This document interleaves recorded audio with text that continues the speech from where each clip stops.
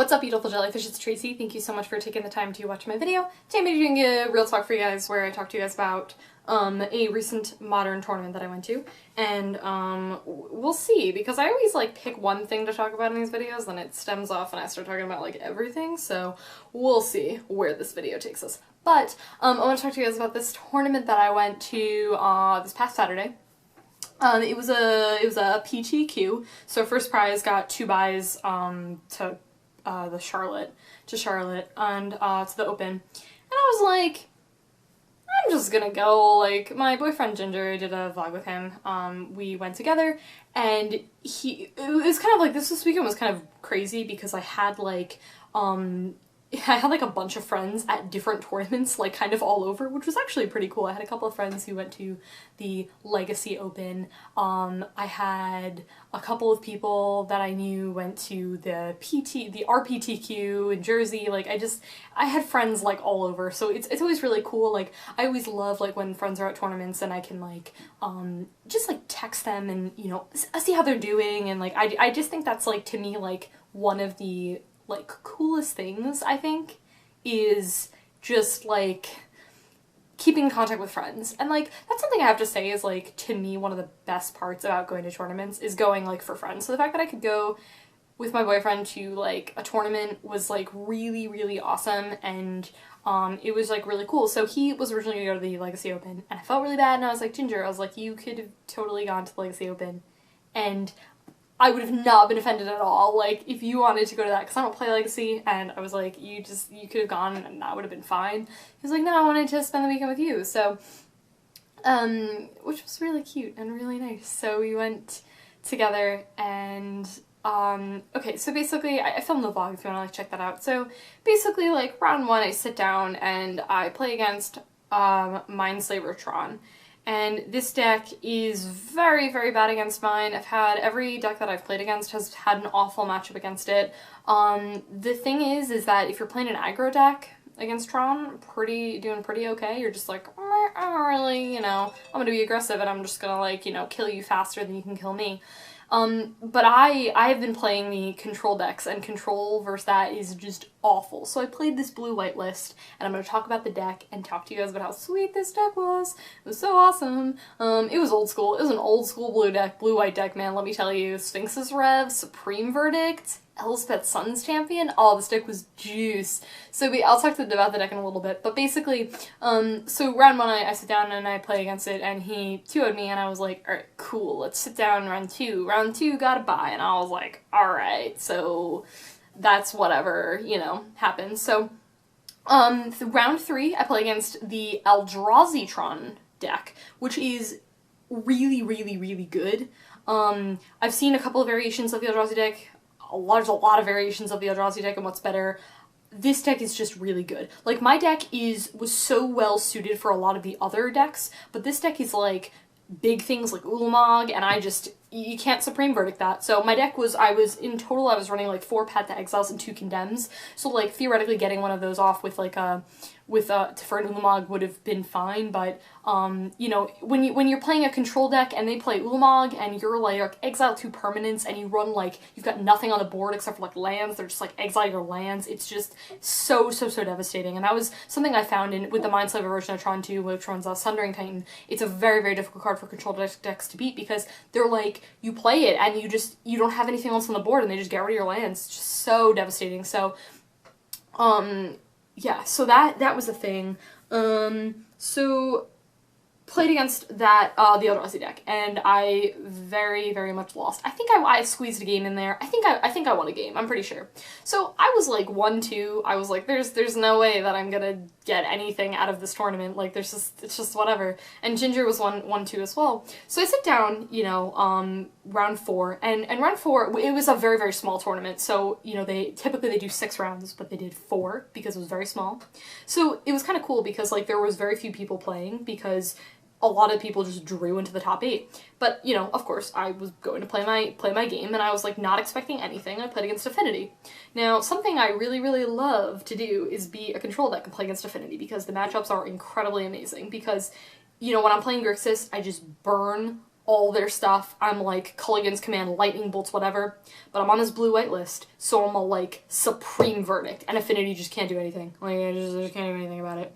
And then they play a dude, Path to Exile, Snapcaster Supreme Verdict. Like it's just you just stop them from doing anything basically. And I love Affinity. However, one of the major flaws in that deck is you blow up the board and Affinity has a very difficult time coming back from that. So I played against Affinity, I went 2-0. And so I was all like, oh man, like there's no way I'm gonna get into the top 8. People were like, you're gonna get into the top 8. And I was like, I don't think that's a thing. So I get into the top 8 and I was all like, he's like listing like all the names, whatever. So I came in 7th in total. And I was all like, all right, cool. Like, you know, we'll get there maybe. So I sit down, played against Affinity. Now again, not the same player, different player. So the Affinity that I played the first round was very, very clearly behind, but this Affinity player I played round 1, he had me game 1. Like my next card I think was like a Supreme Verdict or something, so I was, you know, theoretically if I could have held off for another turn, I would have been okay, but it just, you know, it just didn't get there. So I was like, all right, cool, that's fine. So then game 2 and 3, I just, you know, game 3, I felt so, like, I always feel really bad when people mulligan, like, to, like, 5, and they just don't have lands, and that's what happened to him game 3. And to be honest, like, it wasn't just that he mulled to 5, it's that he had a very difficult time in the matchup anyway, and just to mull to 5 just doesn't help anything. So if you keep, like, a decent, like, reasonable hand, and my hand is, like, just, like, meh, okay, but, like, it's, like, good enough that I can keep it, it's, like, whatever. But, you know, he just, you know, mulled to 5 and had an awful hand and didn't draw lands, and, you know, he just didn't do anything. And then I just, you know, every creature that he played I just dealt with. So, yeah. So that was that. So then I got into the top 4, and then, I played the same Mindslaver Tron, and again, the matchup was awful for me, so I lost, and I sat down and I knew, I was like, I'm not gonna win, like, there's just no way, like, unless he draws miserably 2 games, there's just nothing I'm gonna be able to do. And, then I wanna segue in, so I ended up getting 3rd, which is still super awesome, and best I've ever placed at a tournament, so that was really, really cool. And, you know, it was a very small tournament, and I understand that, you know, my deck is not super well suited in the meta right now, and, this is the other point that I want to make about the deck, is that I played blue-white, and the build of the deck is, it's actually not my build at all. Ginger let me borrow the deck, we had been playing around this idea of building it, and, if you know me, you know that I constantly joke about building decks all the time. I talk, I'm like, yo, I want to run that card, like, I do that all the time. And I've been tinkering with the idea of building potentially a deck, and so I don't know why we started, like, brewing this deck together. And it was originally, we were going to do, like, a more Ojutai's Command theme, but we decided not to, and so he was all like, yo, we're going to go off this old school list that it was in, like, the top 16 or something of one of the most recent opens. I couldn't even tell you, I don't know. But, I was like, okay, cool, I'll play this deck, whatever. And I was originally going to play Abzan because I thought, maybe it'll be okay in the meta right now. Not super great in the meta, but that's okay. So Ginger played that. So I was like, I'm going to play this blue-white list. And, like I said, the deck, ran a bunch of really awesome cards that kind of go by the wayside, I think. It runs Wall of Denial, and this card, like, I can't even tell you, like, people cannot actually deal with this card. Like, you put this on the table, and the only way you get rid of this card is basically if you board wipe. Because, like, they can't path it, you can't path it, so if they Mindslaver you, they can't path your dude, because they can't do that. It just, you know, it's just super, super good. So, basically, like, I totally lost what I was saying, I was super distracted. So, it's a really, really good card, Wall Denial, and it is just, like, you slam it down, and you play that card against, like, Affinity, and the only out that they have is literally its champion, and guess what you do to its champion? You board wipe it with Supreme Verdict. Had 4 copies of Supreme Verdict, 1 copy of Wrath of God, 4 Snapcaster Mages, so theoretically it had, like, a lot of board wipes, basically. That was, so 9 board wipes, basically, in total, which was super amazing. So, anyways, that was really good. So, it ran Wall of Denial, runs Wall of Omens as well, super good. You draw a card, you don't care if it dies, you know, it's a really good blocker, and really just overall, like, a really decent card. Snapcaster Mages, of course, that was pretty much one of, like, the win conditions, is just hitting someone to death with a Snapcaster Mage. Didn't end up happening. The win conditions are mainly in this deck, Celestial Colonnade, along with Elsbeth Sun's Champion tokens, and I found the deck didn't have enough punch. We talked about it, and the deck was also running a Gideon Jura, and I played around with it, and I really didn't get the chance to play around with Gideon that much, so, like, I don't really know. He's probably really good, but he ended up being, like, useful for a turn for saving me against Affinity, because all the creatures had to attack him, but, like, and like I said, that was the game that, like, my next card was Supreme Verdict, so, like, if I had survived another turn, I would have been okay, but anyways, that's not the point. So,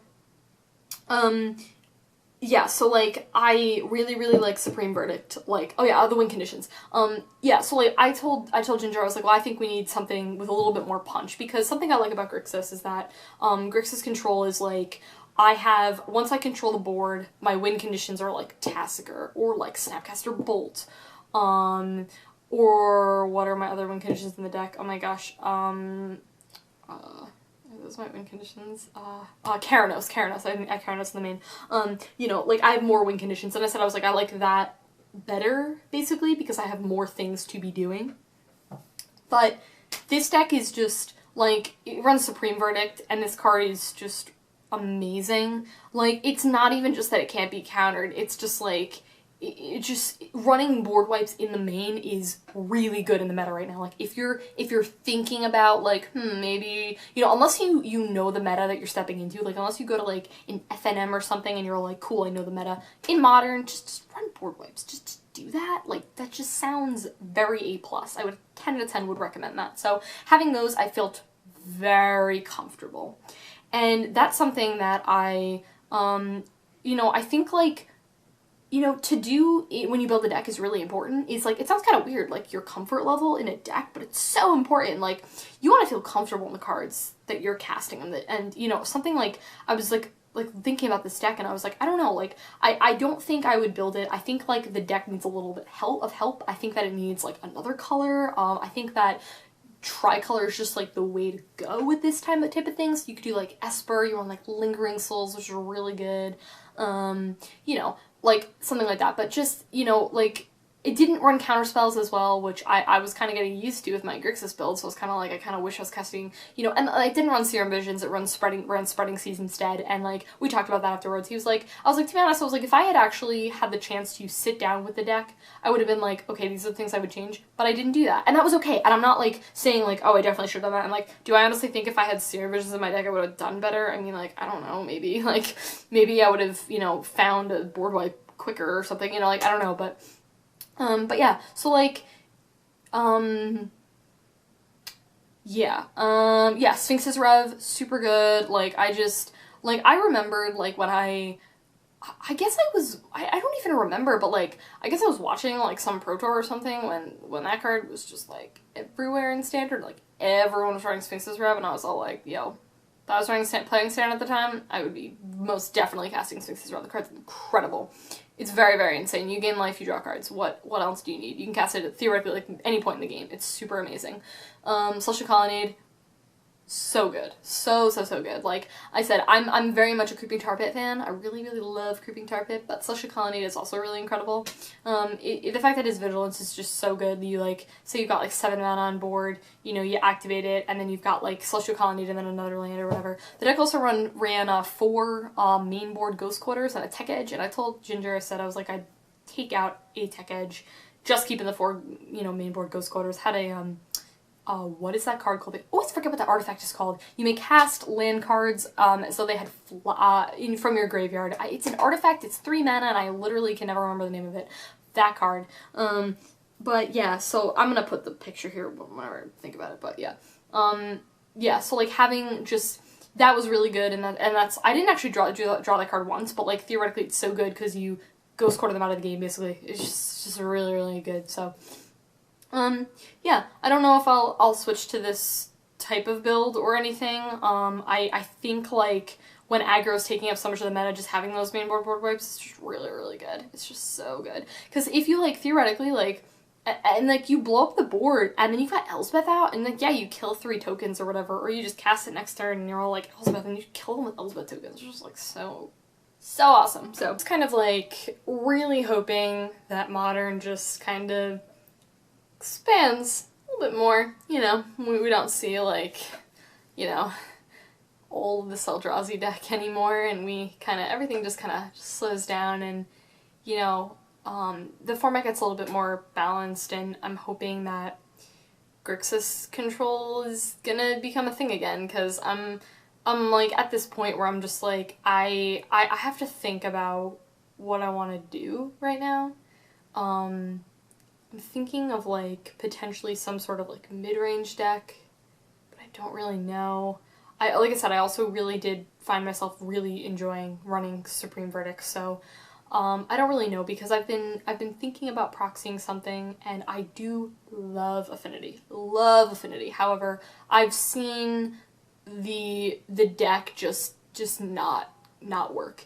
And what was something that I like about other decks, like mid-range decks, is that like you top deck like I don't know, a key card in your deck like Snapcaster Mage. That's not a mid-range card. Well, it can be a mid-range card, but like it's a bad example. So you top deck like Lingering Souls at any time. You're like, yeah, yo, Lingering Souls, the card's great. You top deck Cranioplate. No, Cranioplate is an awful example because that card's amazing. Ornithopter. You top deck Ornithopter. This card's not gonna kill people. Like, it can kill people, but like you need other stuff to help, you know, get there. So, I don't know. I think I've seen the deck just fail so many times. Like, I've seen the deck just not draw anything. And I understand that not a lot of other, you know, that, like, other decks can do that, but the thing with Affinity is that it wants to kill you on turn 4. If you don't kill them by turn 4, you are probably going to lose. And so I just think that, I think Affinity is still really good, and it is still one of the top decks, and like a lot of people, you know, you can make that argument, but it's still one of the top decks, and I understand that. But it's the same thing with Twin. Like, I talked about Twin, I was like, well, the combo is so easily disrupted, but it doesn't stop it from being one of the top decks in the format. So, I don't know. I gotta figure out, like, what exactly, like, it is that I want to do, because I do like Grixis control, but I'm in a weird spot, because I'm like, I don't know, I can still keep playing this deck, and, like, get better at controlling, get better at this deck, and that's what I really should be doing. But on the other hand, it's not good in the meta right now, and I don't know how long this meta will change. Like, I don't know how long it's gonna take before it changes. So I'm just like, do I sit around? Do I wait? Do I, like, build a different deck? Because right now, and like I said this, I can, with trading in my cards from Grixis Control, I can theoretically build any deck in the format that I wanted to. Like, you know, the deck is valued at enough money where I can just trade those cards in and get whatever cards I need. And that's not the problem. It's just like, what do I do? Because I'm still like at this point where it's like, it's not that I don't like the deck. Oh my goodness, this deck is sweet. I love casting Snapcaster Mage. It's like so fun. I realized I was like, oh my gosh, am I like deep down like a blue mage and I like never knew it? Like what's going on? Is my whole life been a lie? Like I don't know. So I'm like, what do I do? And like I said, I know that there's some decks that I know, I'm like, yeah man, I won't play that deck. Like whatever. You know, I thought about Infect. I don't know though. I just like, I think the thing is that I'm just trying to find like the perfect deck, and I know that doesn't exist. Like, I'm trying to find like the deck that like is just, I don't know. Like I said, I think I'm just trying to look for something perfect, and it doesn't exist. Like I said, even Affinity is like so not perfect, you know. It can fail so many times, so it's like, you know, it's good in the meta right now. It's so good in the meta right now because, like I said, one of the weaknesses are control decks, and the Affinity deck is really pretty good at the Eldrazi thing. So you just fly right over their creatures. You just like don't even care. So yeah.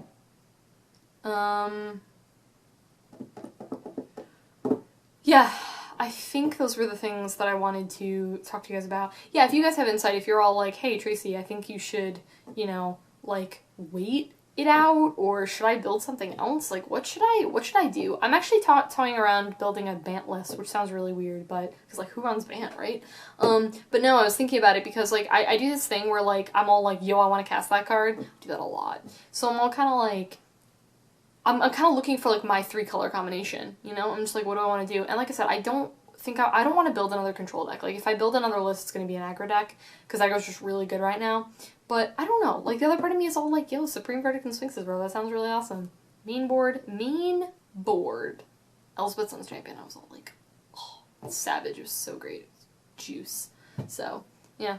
I like hearing your feedback, so definitely let me know in the comments below what you guys think about this subject matter.